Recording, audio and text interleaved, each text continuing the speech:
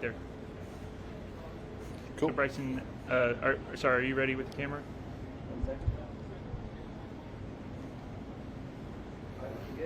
All right. Bryson, before we take questions from the media, if we could just get an opening comment here from your title defense at the Rocket Mortgage Classic. Yeah, it's always fun to be able to defend your title. I came close to the U.S. Open doing so, and I'm just looking forward to doing it hopefully this time. All right, guys, any questions for Bryson? Please step up to the microphone. You had some more time to reflect on what went wrong on the back nine at the U.S. Open. What's your takeaway? Just luck. Just luck? Mm-hmm. Okay. Feeling lucky this week? I hope so. Hope I can get a little lucky. That'd be awesome.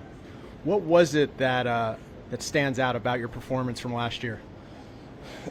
Here is driving. I drove it really well, and I putted it incredibly well. It's a little different conditions this year, but I think if I'm hitting it straighter, I'm hitting it actually a little farther than I did a year ago. And if I can take advantage of the wedges, and wedges weren't great last week, but hopefully I can, take care of that this week. If I can do that, I'll give myself a good chance. And when you think back to that week where you won here, how important was that in validating everything you were trying to do? Yeah, it was very important. It was a milestone to show everybody that this is a different way that I can do it and still win. So I was pretty proud of that, and used it pretty well throughout the year. Won again, won the U.S. Open, won Arnold Palmer, and come close a few other times. But just again, not everything being on my A game has allowed me not to win, and hopefully I can have that this week. And Bryson, expanding on that, when you look at the last 12 months from the win at Rocket Mortgage to now, what would you say have been kind of the best practices with the changes you made? What surprised you, and what's next? Just again trying to hit it farther.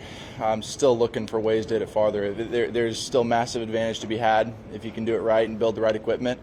But then combining that with controlling the wedges, I think that's something that's very difficult to do that not many people can do, and I still struggle with it at times. But I'm okay with that. I realize that that's a part of it, and nobody's in this threshold in this area trying to control wedges, trying to control putting, trying to control how far you're hitting it, and I look forward to the challenge. Adam mentioned the validation you got within the golf world with the victory. Did that change anything for you inside the ropes to tangibly see those results going forward and emerging post-pandemic? Yeah, absolutely. It gave me the confidence to win the U.S. Open, knowing that I could play a game that's not normal or is a little unique and different.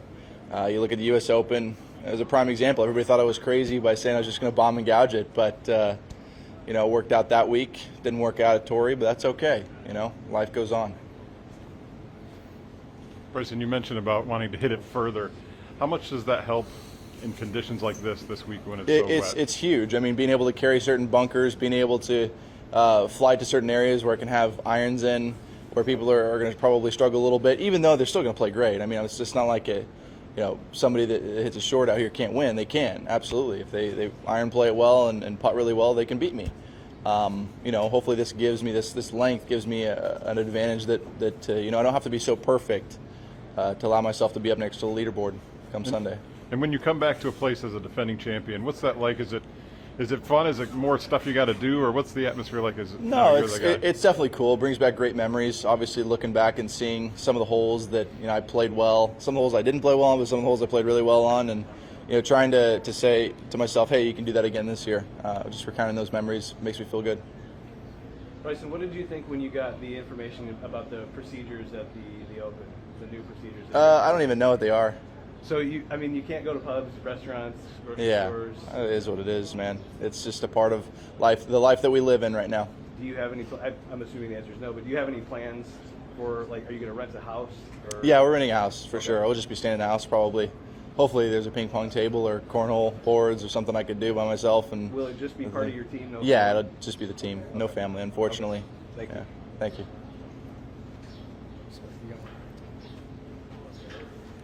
Can you just expand on the luck explanation of what happened? Okay. I slipped on 13.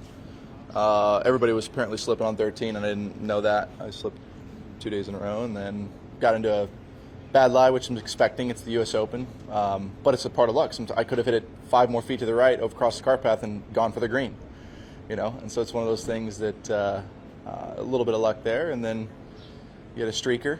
That was fun. Then just laid up into a bad lie in the right rough, had a bad line, and then I just feel like my driver is kind of a bit of luck. Sometimes I pull it, sometimes I push it, and on 17 I pulled it into a bad lie or into hazard, and then hit a great wedge shot, and it spun off the front edge into a really bad lie, and just kind of hit it off the hosel and went over the green. And that's what it is. I mean, it's just things compounding on each other that you just can't necessarily control fully. You hit a great shot, nothing happened for you. That's luck. Bryson, on the flip side, when you won the U.S. Open at Winged Foot, was luck a big factor? Yeah, huge factor. I mean, on 14, I hit it left. I think it was 14, 15, 16. So yeah, 14. Hit a left into a dead spot where the pin was left as well. And I was kind of on an upslope, and I was trying to hit it 20 feet past, but I chunked it. It came out dead, and it landed just on the front edge and trickled the 10 feet, and I made the 10-footer to have a flip-flop, again with Matthew, to give myself like a 4 or 5 shot advantage, 4-shot advantage. And you're going to need those to win. Every golf tournament has that, and people don't realize how much luck plays a big factor. You can control a lot, but at the end of the day, still luck is a huge component of it. And coming here, where you've obviously had success, the field on paper is not really strong. Is this a good week to build confidence even more? No, I'd say it's still a strong field. Anytime you got players in the top 50 and 100, I mean there's still great players. We're all really good. We're within a couple shots of each other, and so anybody can win. It's just going to be who's going to be the most patient, who's going to play the best over the course of 4 days, who's going to make the most putts. That's really honestly all it is every week. Bryson, a couple questions from media on the line here. What athletes are you most excited to meet at the Olympics? I don't know if we can, really. Under normal circumstances, who might you be looking forward to see? Well, Ryan Murphy, he's a swimmer, and we've been talking online, so he wants to meet up. That'd be fun. I would love to meet, some of the professional ping pong players. I'm a huge ping pong advocate. I love it. But unfortunately, things are going to be a little more difficult. So hopefully I can in some way, somehow. Can you talk about the decision to play the Olympics in light of those logistical challenges that you're referring to? I mean, anytime you get to represent your country, I mean, you can't miss that opportunity, at least for me. I want to experience it once in a lifetime, even if it is going to be weird. I don't know. I've just always had weird events, weird things happen to me in situations that I can't explain. Just how I won I won the NCAA championships and the U.S. Amateur in the same year, never expecting that, and how that changed my life. Playing in a World Amateur team event, not expecting to make the team, but people dropping out. There's been certain just weird things that happened in my life that I've had to experience, and this Olympics is going to be different, but for me, again, I'm okay with it, and I love the opportunity to represent the country. All right, we got one more for me, then one more for George. Seeing in person how the Rocket Mortgage team has implemented the Changing the Course initiatives and inclusion, how much more can you get behind their efforts as a face of this tournament? Yeah, well, that's why I'm a part of the Rocket family. I mean, they've done so much for Changing the Course initiative in the 313 area. It's something that, from the technological divide that we have here and everywhere around the country, I think it's an important initiative to get behind, and I certainly look forward to helping in any way I can, and that's why I'm here this week. That's why I'll continue to be here.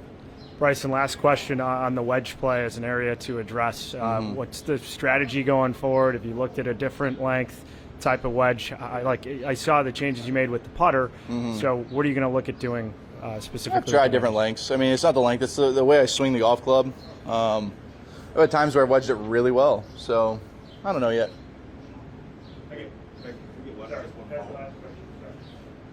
Yep.